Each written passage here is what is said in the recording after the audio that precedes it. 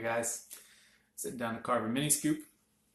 I thought I'd share the process because it's a little different to carve something that's so small. Most of the stuff is the same, but largely when things are this small, it's just hard to hold on to it. And the other thing that's important to think about is how delicate do you go in something this small. Obviously, you need room to be able to adjust the shape. So generally, I tend to give myself a 1/4 inch out in terms of the diameter of what I'm drawing. And that gives me room, once I pull the sides in and narrow that rim, that gives me room to draw a fresh shape and sort of push it around a little bit. And that allows me to get a true circle.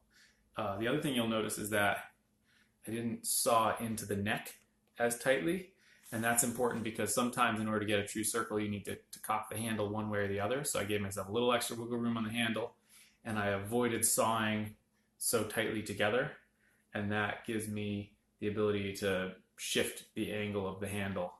And so that way, if for instance I don't have enough right here and I need to shift the whole thing over, well then this handle can go over like this. And that's a nice way to give yourself options. I remember when I started carving scoops, just even regular scoops, that I felt like it was impossible to hold on to them. And I really struggled with that early on in the process, but as I got more comfortable working right in next to my hands, it just became second nature to do it, and it's really not any harder than any other form. My scoops tend to have this sort of profile, so essentially a flat rim and then a kicked up tail, but I achieve that by use the straight edge.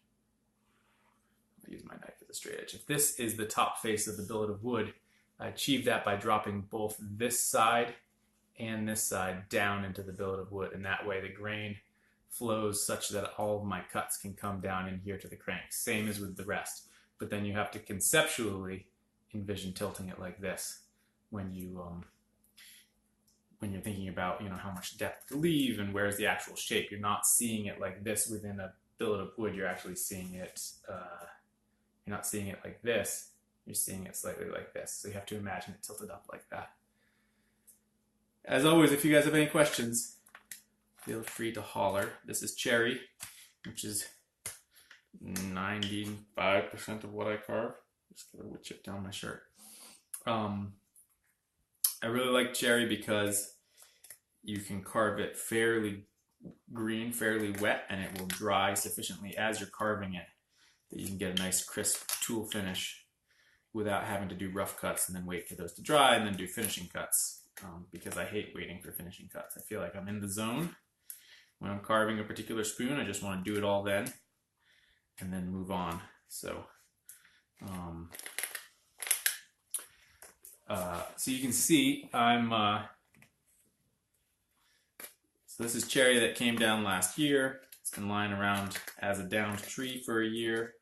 I just cut it up a couple weeks ago, and it still has plenty of moisture in it, but you can even see the difference between stuff I just carved then and stuff I carved 30 seconds ago. There's a dramatic amount of moisture just leaving the wood. That's less true for the sapwood. The sapwood will hold on to moisture more and doesn't give as clean a knife finish. Unless it's, sometimes you get cherry cherry also takes a long time to rot when it's just sitting on the forest floor. So sometimes you can get cherry where most of the sapwood has rotted away, but the heartwood is still there and amazing. And then sometimes you get these veins of sapwood where I carved some where the sapwood almost turns a bluish color, and then the sapwood also behaves like the heartwood. It doesn't have as much moisture in it, so it will dry effectively. You can see that all of these cuts are essentially just push cuts, which I don't like calling them push cuts. Hey Sean, I don't like calling them push cuts because that implies that you're doing all the work by actually pushing your thumb, and I find that I do more of my work by actually pulling back on these fingers, and essentially keeping my thumb stiff and pulling back with these fingers here. And the benefit of that is that that way you're using all of these muscles instead of just your thumb muscles. Go right from the axe to the knife to use a draw knife in between. Certainly on something this small, I just go right to the knife. So this, you know, the nice thing about a mini scoop is that you can make it out of the tiniest scrap of wood. So this just took a couple minutes to rough out, and here I am with the knife. For longer pieces where I have a long straight handle, hold on a second. I'm going to dismiss this. My wife calling. Now I'm going to call her on the other phone.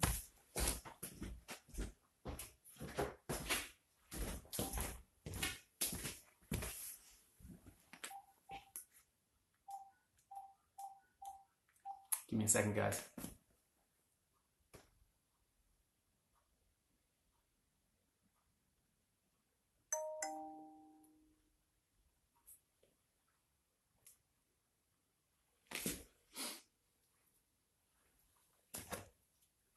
Hi, it's me. I'm doing a live Instagram thing. What can I do for you? I am, yes. Okay, I'll call you back. Bye. Where was I going with this? Yeah, for long handles, I will often do this, use a draw knife and the spoon mule to get nice clean lines. But I found, for instance, right after Christmas, I actually took a spoon mule sabbatical, let's call it, and just wanted to reassess my designs and make sure that my design hadn't become what it was solely because that was what was easy to do with a draw knife. I wanted to make sure that the designs I was carving were the designs that made sense in terms of their use. Because while you want it to be sort of a nice marriage of what your tool can do and what works well, sometimes your tool can really shape what you end up doing. And I wanted to step back from that. So that was actually really nice to get a sense of my designs again, and just reassess them and make sure that what I was doing was what I wanted to be doing in terms of the bigger picture of the progression of my work, and not just doing what was easy to do or economical to do with the draw knife. Hope that answered your question. Yeah. Okay, so you can see that I have rounded over the back largely. I'm getting a sense of the circle here. Now there is enough room here that I can eliminate this extra material up here and still have the appropriate size for a mini scoop. If it didn't look that way, I might have tilted the whole thing and run the handle more this way instead of the way it is now. But it's looking, just judging by eye, that the size is going to work out just fine. I used to calibrate my mini scoops. The original couple I calibrated with quinoa, and then I used water at times to figure out, exactly how much they're holding. But at this point, I just have a sense of, if I make it this size and I hollow it this deep, it's going to hold 1 tablespoon. And that's what I like to have my mini scoops hold, is 1 tablespoon. It seems like the most useful size to have as a reference in your kitchen. Even if you're just going to use it in a tea caddy or to scoop coffee, knowing what it holds is nice. So, all right. So I like to use a pencil, do a little drawing, and oftentimes when I draw with a pencil, I'll try and make either if I drew essentially this inside line, it didn't quite look right because it was too flat, then I'll just keep drawing and drawing and drawing until I reach that outside edge that looks right. Conversely, if I draw and it's the other way and it looks too big, then I'll keep drawing on the inside. And I just know, because I'm just a couple seconds away from doing it, which one of those lines I should be following, the inside line or the outside line. But that way I'm not trying to get it right away, and I'm not trying to remember which it is. I just do it in the moment, and then I carve right to that line, and away I go. So I'm getting excited about this Spoonosaurus gathering that's happening this weekend. I've almost finished sorting out my my little tarp structure on my pickup truck, which I'm excited to have for Spoonosaurus, but also for camping when I'm teaching at the Adirondack Folk School. I realized that the tarp that I had on it was just a little too short. It fit on the frame, but didn't give enough extra hanging over the edge of the frame, the ends of the frame, to really close off the ends. So that was an 8 by 10 foot tarp, and I got a 10 by 14, because 10 is what goes across the hoops, and then whatever the extra length, 8 spanned the length of the bed, but it didn't give me any extra. So 14 should allow me to close off one end or close off both ends mostly. Should really help with keeping it weatherproof. But boy, it stood up to all that snow we got, no problem. And I figured out how to attach the frame to the truck bed this morning in a flexible way. That was exciting. So probably have just a little more calibration in that regard to do, and then I'll be done. So what I'm looking at here is there's some funny marks in the, let's see if I can get this. I don't know if it's going to show it. There's some funny horizontal lines right here in this rim, right there. Yeah, that Pioneer setup. And I'm curious, it could just be that I'm seeing some cool thing happening in the grain. I hope it's not a crack. It's not acting like a crack, but that's something I'll need to keep an eye on at this next step. So probably what I'll do, rather than spend all the time adjusting back here, if I'm not sure if these are cracks or not, I'm going to explore that now. And that way I've invested less time in this. So I'm just going to get the circle right in the front. And then I'm going to, when I trim down to one of those cracks, does it pop away, or does it look more like this figure in the wood? So let's see here. So far so good.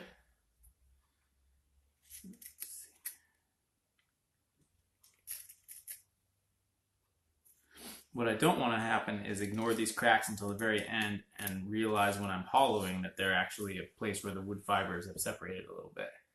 I think we're good. I didn't notice any.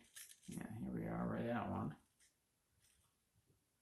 It's not behaving any differently.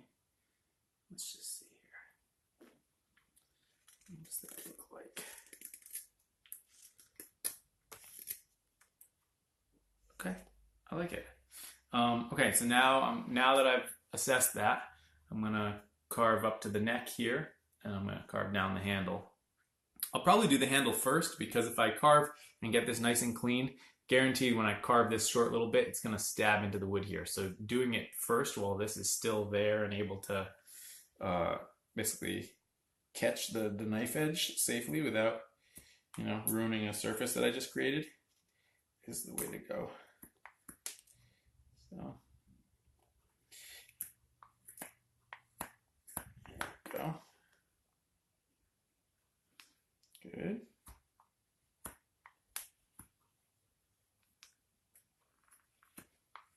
So if anyone hasn't heard of the Spoonosaurus gathering, which I can't imagine anyone hasn't, free spoon gathering that we're having at Matt's house. Sounds like maybe 25, 30 people are going to be there. That's very exciting.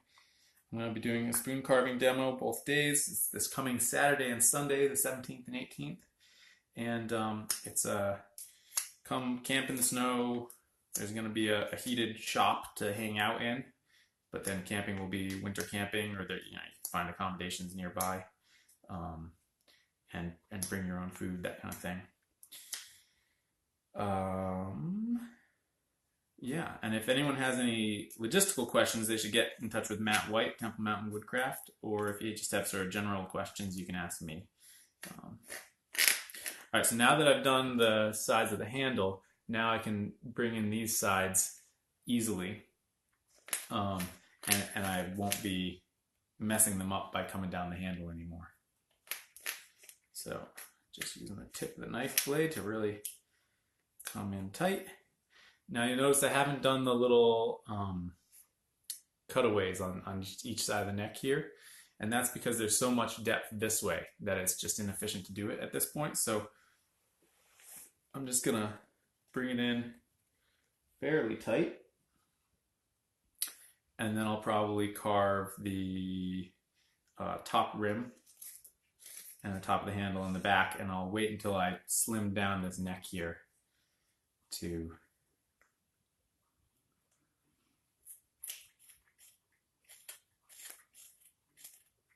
do it. So with these mini scoops, part of what is tricky with them is that they're so small, there's not much to hold on to. So you end up doing a lot of sort of pivot cuts where you're basically holding it like this and then pivoting around. It's hard to find, and then when you're doing cuts in close to your body, you're basically got your wrist pressed all the way close to your body because it's such a tight little cut, and there's no way to hold it back here to do it this way. So you have to be able to do it in a chest pull like this. So to some extent, the trick in doing these tiny little forms is figuring out how to physically carve them. And once you get used to what those cuts feel like, it's really not that hard. So you'll see, instead of doing something where I would go like this normally on a big spoon, or like this, I can't do that on this one. Instead, I'm pinning it. I'm pinning it like this, and then essentially doing this to get this side of the rim here. So that's one of the things that's different for a mini scoop as opposed to something else.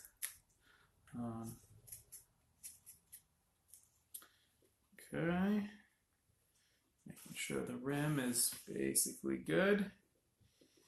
Okay, now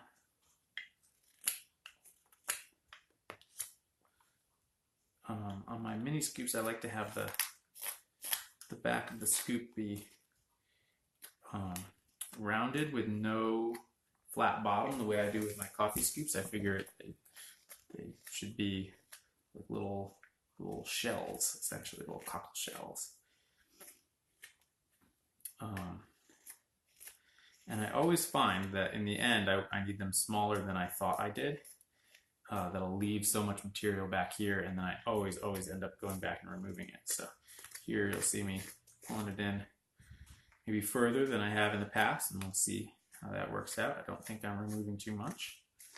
A lot of times you see my finger pinned up here, and so I'm basically pinning it between here and here, and then that allows me to use this thumb here. So, and then same on this side, it's pinning it between here and here, and that allows me to use this thumb. And I'm really just using just the tip of the knife, just the very tip. So you got to make sure your knife is truly sharp at the tip, because that's what you're going to be leaning on quite heavily. And then to get up to here, I don't want to be going quite so close to my finger, so I'll back off. And I might even do some power cuts, but you got to watch out that you don't end up lopsided like this. Well, I mean, you end up lopsided. You just have to be aware that that's going to happen and be prepared to do countermeasures before it gets too far. So you want that to be lined up. Now you'll notice it's not lined up on the side. You see how it's skewed out on this side here and then actually pulled in on this side here. So that will all get adjusted later. But for now, I'm ready to draw the final shape. Anyone have any questions while I'm at it? So let's see. For something like this, where the handle is so short, I'll probably draw the circle first rather than the handle, and I'll just get the circle as perfect a circle as I can, and then figure out what the handle needs to be within that available bit of wood in order to accommodate the symmetry of the circle. Am I talking loud enough, guys? I realize I'm talking kind of small. Hello from Belgium. It's where my father's father is from.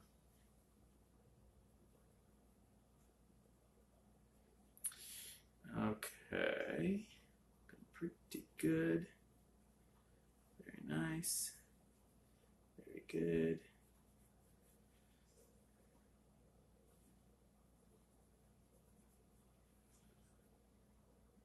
Okay, so now I've got the circle, and now I can tell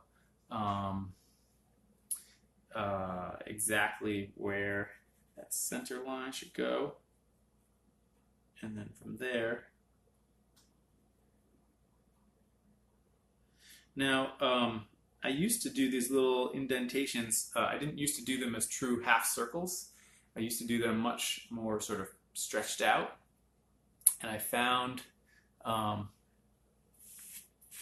Yeah. My dad's side of the family is from Belgium. Don't know from where, so don't ask. So I used to do more stretched out, and then I found that these little half circles both looked, to my mind, a little cleaner and more organized, and also were just easier to get looking good compared to a more stretched out form. So I switched to them for those two reasons. Okay. And then so I could leave the handle sides more parallel to each other, but I found that it's actually, I don't know, I like the way it looks when it tapers just slightly. So there we have the finished form.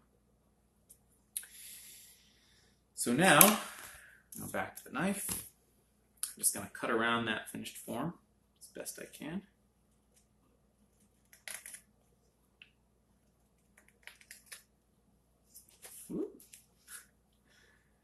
And these tiny little shapes, sometimes they escape and wriggle out of your hands. But they are relatively fast because what they lack in sort of ease of making, they make up for by the fact that they're just so small that you're not removing nearly as much material. So you got to be a little slower, a little more finicky, but it's made up for. All right, still not sure about. Now here's what I could do. All right. So if I get a flake from the front where I'm worried about these little lines, there are still two lines that I haven't eliminated. If I can see, yeah, so they are breaking along those lines. So thankfully, I have enough depth here that I can just go down. So the lines only go about to there, so I'm going to pull the whole thing down. Still making birch bark sheaths. Yeah, I'm actually about to weave up a bunch of them that I painted last night, Sean. Yeah, if you're interested in some, let me know. Well, I'm doing a tutorial how to sharpen a hook knife. You just bought one, but it's not very sharp. I do have a video on my YouTube channel. If you just search for my name, I have a handful of videos that are basically just me putting these little live sessions up on YouTube. And there was one where I sharpened.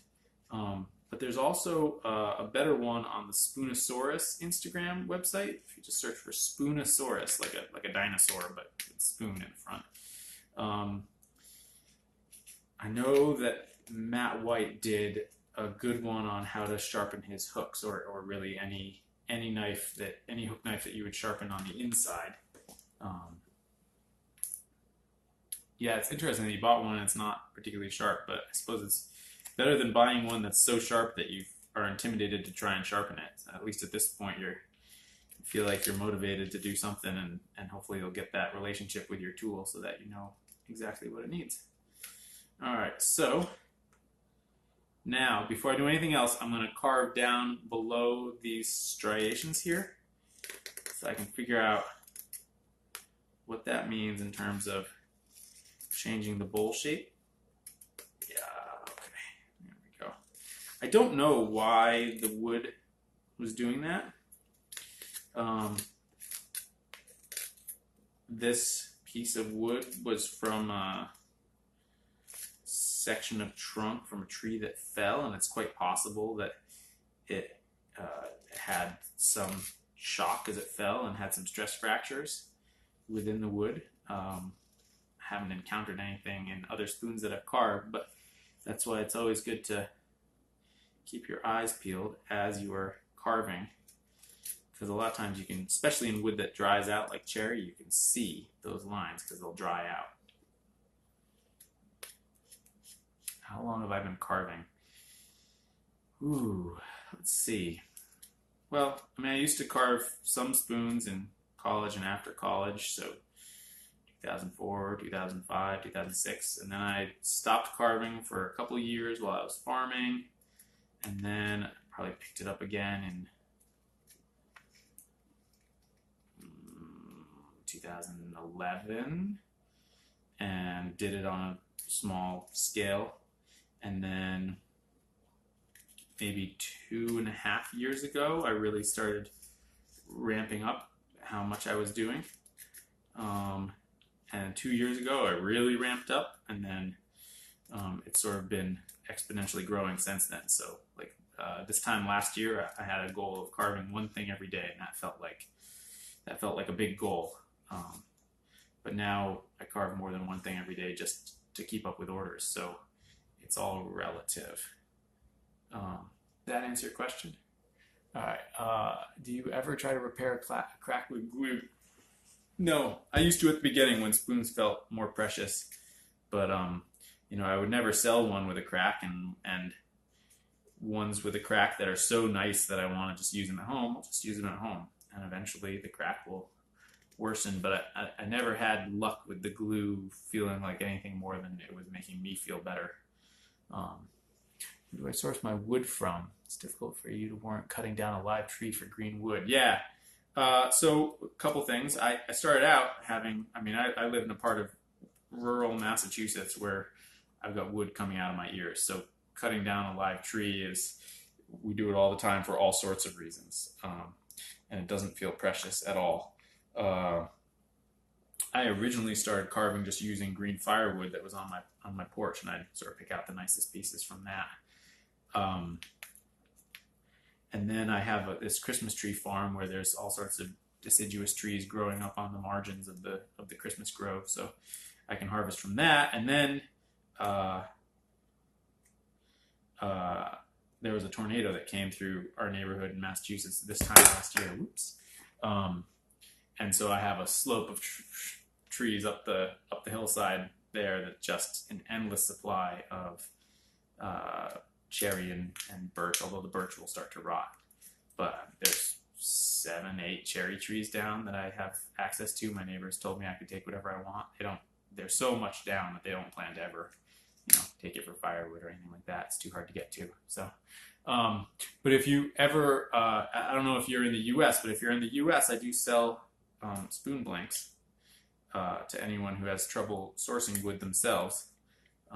I just sell blanks like what you saw me start off with for $3 a piece.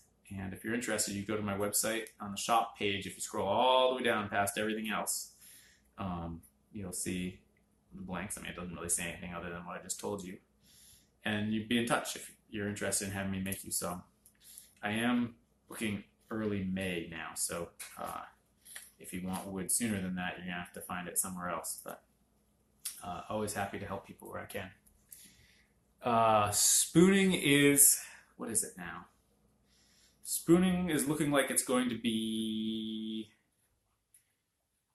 probably a solid quarter of my income. I have, how should we divvy it up? A very small part of my income is teaching scything and making scythe handles for people, and teaching other workshops and writing articles, that sort of thing. Very small, a couple grand over the course of the year. About a quarter of my income comes from making spoons. About a quarter of my income comes from a scientific editing business that I have, where I edit scientific manuscripts for people who want to publish in English, but it's not their first language. So work comes from all over the world for that. And when I mentioned on my Instagram that I'm editing, that's usually what I'm doing. I get, between $4,000 and 8 or even 12 manuscripts a month doing that. And then a solid half of my income comes from the Christmas tree farm. And so yeah, and those numbers are shifting around for sure. A year ago, that was not the case. How much money I was, the percentage of money I was making from spoon carving. But my goal is to make more than half of my income from spoon carving. So, or related things. So I'm trying to make smart moves to be able to do that. But definitely, I have a sort of long-term strategy for getting there. It's not as simple as just carving lots of stuff. You have to have the demand for it, and you have to build up your reputation so that you command the prices that allow you to do that. And it's complicated. It takes a while. But did that answer your question? Because I'm happy to go into it more. Hi, Joseph.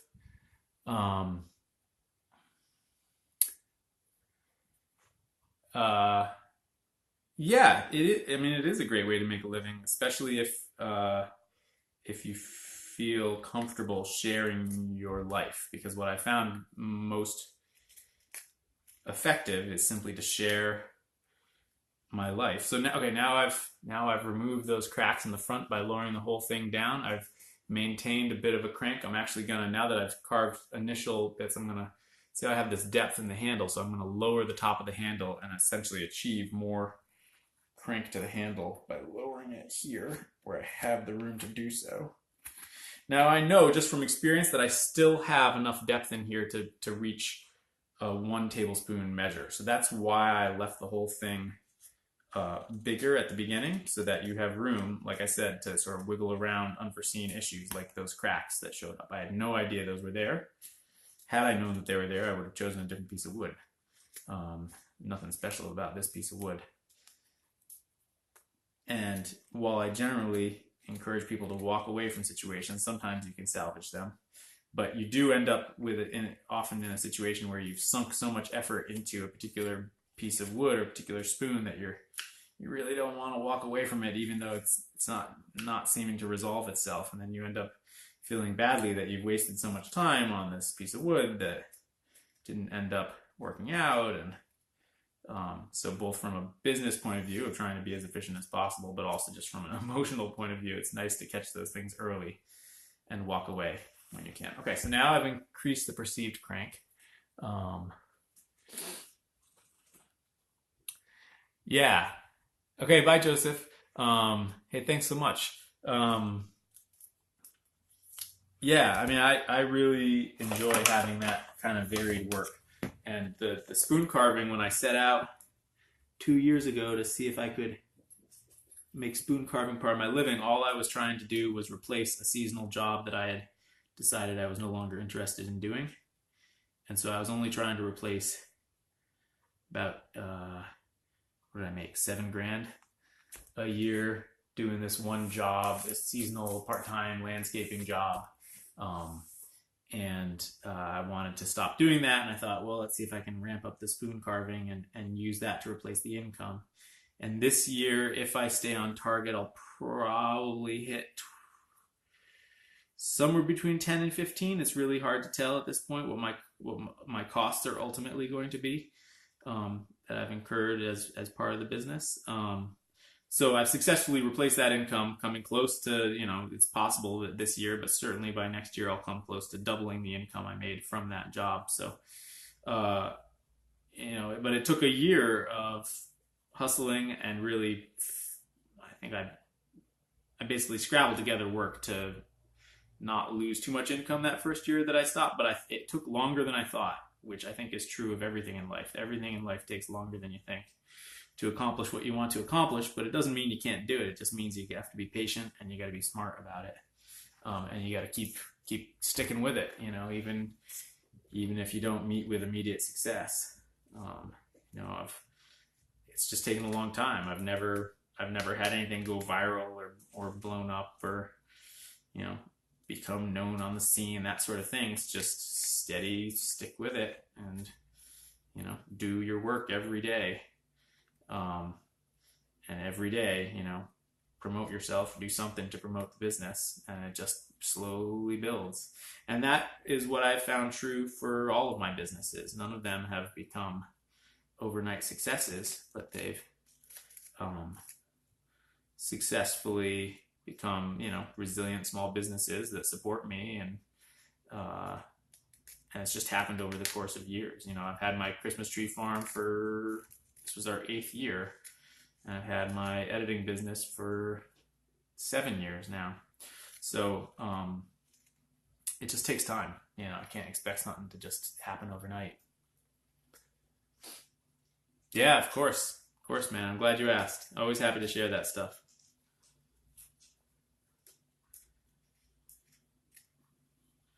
But I think the secret, is to have a long-term strategy that you stick to. So for me, that long-term strategy was changing my pricing to have my pricing reflect what I wanted to happen growth-wise, rather than trying to sort of squeeze as much money out of each sale as possible. I instead decided to have as many sales as possible, with the idea that the more I carved, the better I'd get, and the more exposure I'd have because I'd post the things that I carved, and sure enough, that is how it has worked for me. That as long as I'm consistently promoting what I do, and trying to provide as much value to you guys as possible, that the work flows in from that. So, and then the other thing I would say is to listen to what people actually want. I think when we get interested in spoon carving, it's by its nature, it's not an activity that most people are interested in, or interested in wooden spoons. And a lot of times we get enamored with wooden eating spoons, and quite frankly, the market in that is very small. And I was just as guilty of this as anyone. When I started out, I wanted to carve what I wanted to carve, and I wanted to just do that and have the world recognize me. And I feel very lucky that I've been able to find a way to carve what I want to carve, but also have it conform to what seems like people are finding valuable. So, yeah, of course, Maurice. Thanks for stopping by. Okay, so now I'm going to switch knives. This knife has a very aggressive grind. It's you can see how wide that bevel is.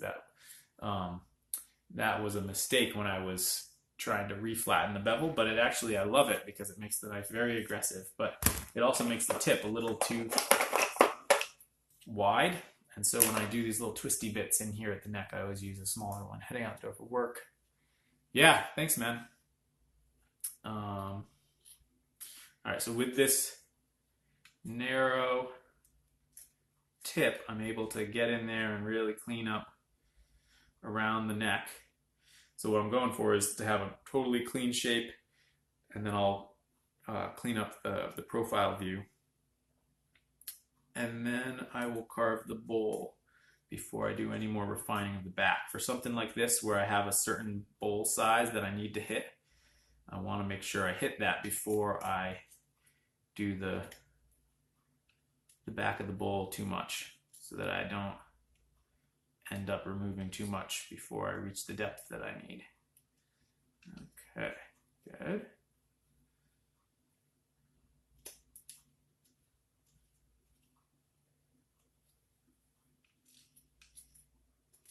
Okay.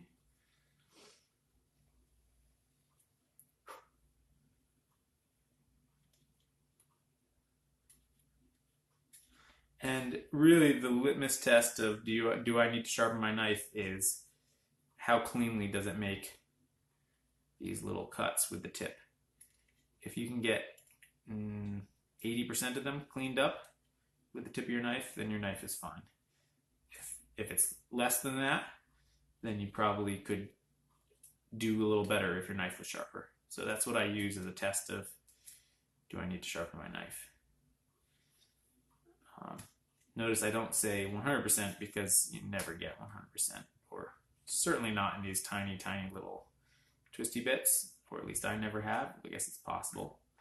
There we go. So it looks like that when I'm done. See, there's still a few little lines in there, but by the time I'm done actually burnishing and waxing it, you just don't notice them. And I also feel like I've been trying to leave my spoons a little rougher.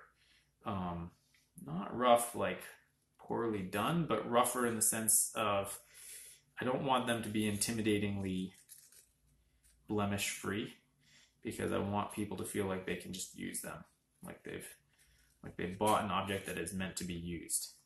And I feel like if I spend a ton of time and effort, just looking at a crack here, if I spend a ton of time and effort trying to get it totally cleaned up, then my worry is that it'll arrive and they'll think, oh gosh, I can't use this, it's too nice.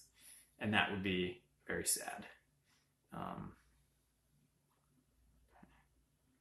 There's a little crack back here that I want to figure out. See, this is the thing with these mini scoops, is every little thing you gotta watch for, because there we go. Yep, it's cleaned up. Because you basically are making yourself a shape that has no wiggle room, particularly a shape that's so symmetrical and geometrical. Hi, Jan. Yeah, cheers. You gotta sort of investigate every little problem that shows up potentially as soon as it shows up, so that you can address it while you still have as much wood still attached to the thing as possible. All right. Retrimming that profile. Here's what I like in a profile. Nice sort of shallow swoop to the rim, up-kicked handle. What's this, Sean? How do I overcome perfectionism? You often spend too much or end up breaking a spoon by trying to get every surface as smooth as possible. You know you should walk away, but you don't. Okay, so knowing that you should walk away is the first step. And then, which I will admit, even for me, is like I still sometimes don't. Trying to find problems as early on in the process as possible is important, so that if you have, some crack that you're trying to chase, that you can find it 5 minutes in and just say, and just chuck the whole thing, rather than chasing and chasing and chasing and chasing and chasing, because you eat up a ton of time that way. And then for me, I think the biggest thing that I do to fight perfectionism is the order of operations. So for me, carving the bowl last or close to last is important, because a lot of times the imperfections that you see and notice the most have to do with the bowl. I don't know if that's true for you. It's certainly true for me.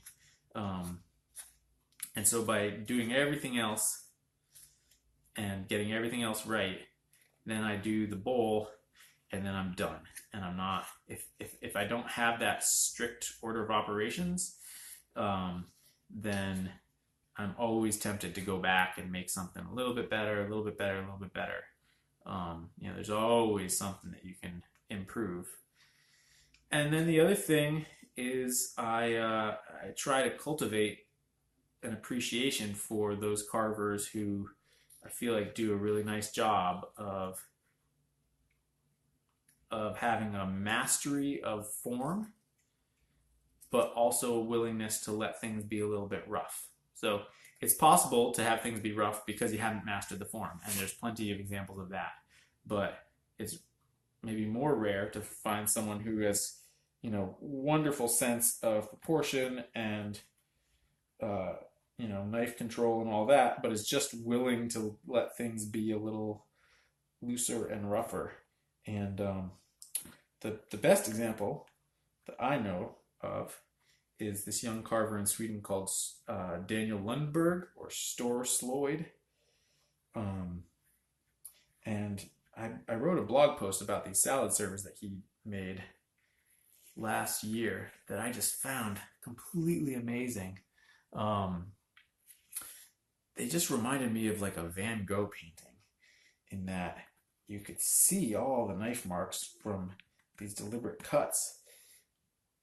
And so, they were quite rough, deliberately rough, but yet the form and the energy behind those cuts, the form was impeccable, and the energy behind the cuts made the spoons just have a vibrancy that mind, particularly at the time, lacked. And I realized that it was because I was being so careful that I was basically stripping away all of the joy from that energy from the spoons as I was carving them. So now I try to maintain, if I can do a cut in one decisive cut, and maybe clean it up with one more cut, but then be done and walk away, man, that it really feels different than if I fiddle with it and fiddle with it and fiddle with it. So I hope that answers your question a little bit. So by trying to, have, that little save to collection feature on Instagram. So I whenever I see something like that reminds me of it, whether it's a spoon or some other piece of work that has that feeling of mastery and yet looseness, I always save it. And then occasionally I go back through them and remind myself that that's what I'm going for. I'm not going for absolute perfection. I'm going for mastery. And that those are two different things. And then I'm going for energy. And that doesn't mean, loose or uncontrolled, far from it. But it's more of a mindset, I would say, than anything else. And I'd also say that the times when I deliberately set out and say, like, now I'm going to make a form that is loose and, free flowing, that I fail. That it's not, I don't think that, at least for me, that's not a useful way to go about it. It's more appreciating it and thinking about it when I'm not carving, and then and hoping that it seeps into my carving more. And I think it has. Even as my work has become technically better, I hope to maintain that feeling of looseness. Okay, so now I can see the last thing I'm going to do is just lower the back here just to get it a little bit symmetrical. There we go. And now, yeah, good. So now, before I go any further, I'm going to carve the bowl itself.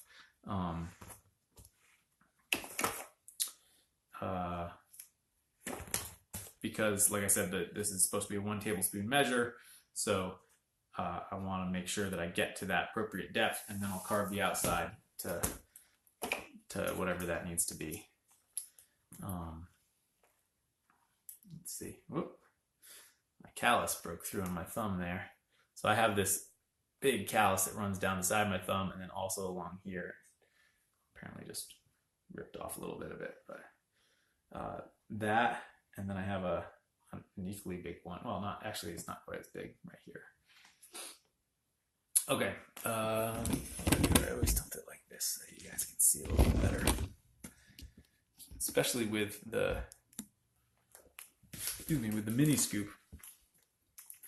It all is happening in my hand, and basically it's such a tiny round space that you can see I basically just start in the middle, and sometimes I'm cutting on this side and sometimes I'm cutting on this side. It just depends on which edge I'm engaging, right? Sometimes I'm cutting that and sometimes I'm cutting that, and then I can flip it 180 degrees and essentially do the same thing coming from the other direction.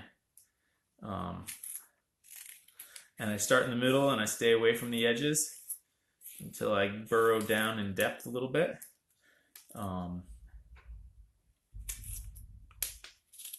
Snow came off the roof. And then as I get deeper, I'm also ghosting my way out to the edges. What was I gonna say? Oh yeah, you want to be careful not to put too much torque on the neck. I mean, this neck is plenty strong, but there's a lot of pressure in my hands doing these cuts sometimes, not always, but basically once you have a sense of how to do it, the more pressure you use, the fatter a chip you can remove. So that's quite a fat chip there. And that just speeds up the process. But taking fatter chips like that, you're exerting more pressure on the wood, so you got to make sure you're not transferring that pressure to the neck with your fingers as you're carving. And a lot of times I'm making sure I don't do that by pushing back in opposition with this thumb. So I'm pulling in and I'm bracing with this thumb, even as I'm just sort of cupping it in place like this. And then I'm stopping before I hit my thumb because the handle just closes up. I hold this so you can see, right? So by the time the handle's fully closed, it's still, half an inch away from my thumb. So there's that cut. There's the cut that's just opening and closing your hand, but then there's also the two cuts, the swirl cut where you're using the back of the blade, and then the swirl cut where you're using the tip of the blade. And between those three cuts, that's largely what I do, is that, and then swirl with the back and swirl with the tip. Those are the three biggies for me. I don't really ever use my hook knife backed off like this, doing this. I just find I have very little control. Hi, Tom. I find I have very little control and very little power. So I end up taking these tiny little cuts and I have less control over exactly where it's cutting. So I want it to be exactly where I want it to be and not somewhere else. And so that's why I do it. Now, you see that little bit here where the grain changed. I came down the handle, the grain changed, and because of all the stuff that I've since removed, it dove in and I stopped rather than try and resolve it. Now's the time to resolve it. And always sheathe your knives when you put them down. So now's the time to resolve it before you get going any further, so that you don't end up pushing that rim closer to the neck than you want to. Sometimes the rim can go quite close to the neck, but I don't want to do it just to try and resolve the grain when I could do a better job with the other knife. So here we are. Got what I could from that direction. Now I'm going to get what I can from this direction. And voila. Cleaned it right up.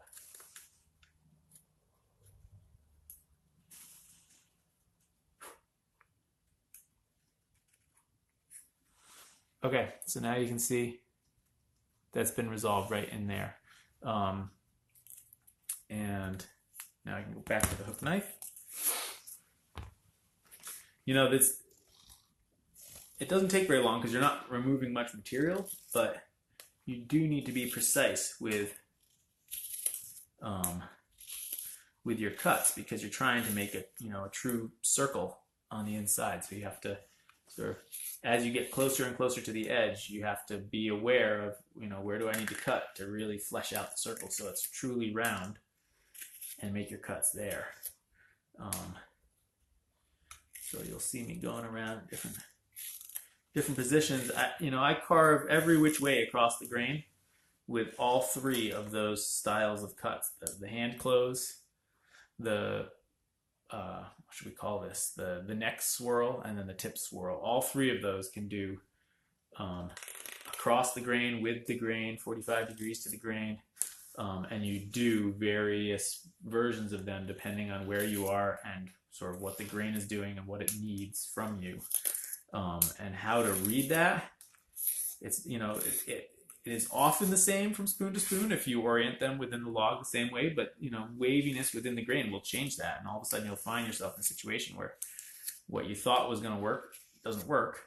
And once you do it enough times, you sort of seamlessly switch to the thing that will work. But if you're new to it, you want to just stop if it's not working, think about what you could do next that might work differently, and try it before you get yourself stuck in a corner. So right about now, the rim is getting thin enough that I want to start making sure that my depth is appropriate. Right now I'm at about 2/3 depth.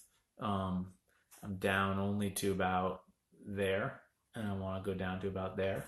So I want to stay back from the rim for a little bit and just push that depth as cleanly as possible down to it. Now, before I got this hook from Matt, there was a limit to what I could carve in terms of depth with the hook knife I had prior to this. What I could carve cleanly because every hook knife has a certain diameter and depth ratio that it can go up to, and beyond that point it will start to chatter and it just can't go any further because you start um, well, it'll chatter, or in other circumstances you actually can't get down in here to do this, the tip sweep. And so without the tip sweep you're reduced to using the what should we call it, the heel sweep. There we go, the heel sweep.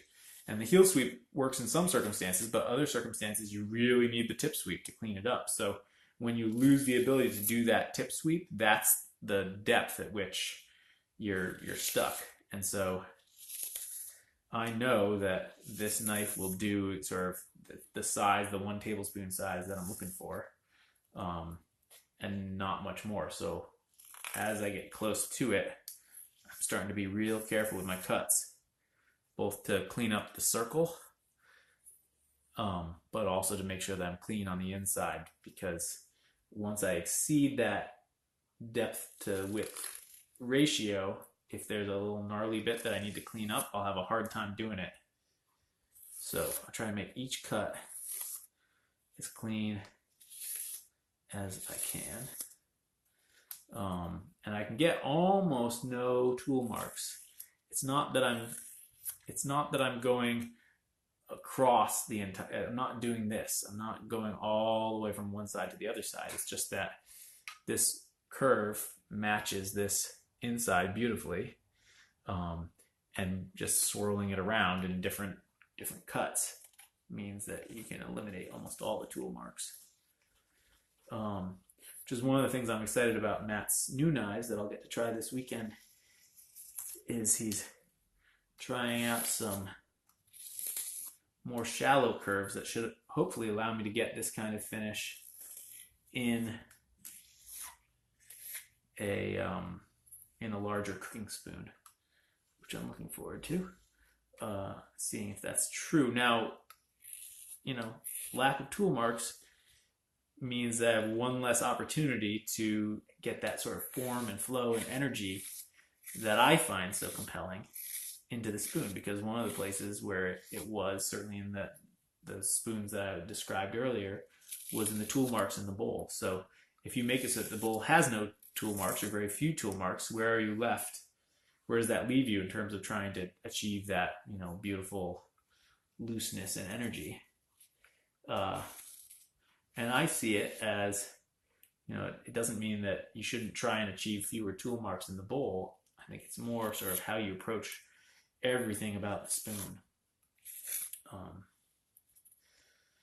And then, the cleanliness of the bowl is actually a sign of the mastery. And then the energy comes from how you achieve that. I think you can tell. All right, I am almost done here. So I've gotten the rim about where I want it to be. I've gotten the depth about where I want it to be. The rim is even, particularly up here where it can be a little bit lumpy. And it's a true round thing. Looks like a little more to remove right here. Sometimes when you turn it around, you'll notice certain areas that you didn't get as well as you thought you did.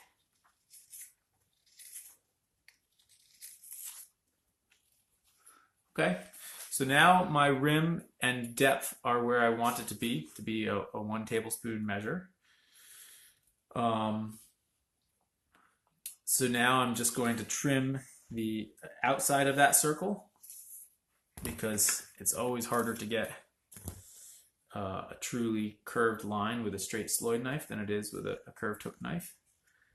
So once you have that curved inside line to follow, you can more clearly see where you need to shave off just the tiniest little bit.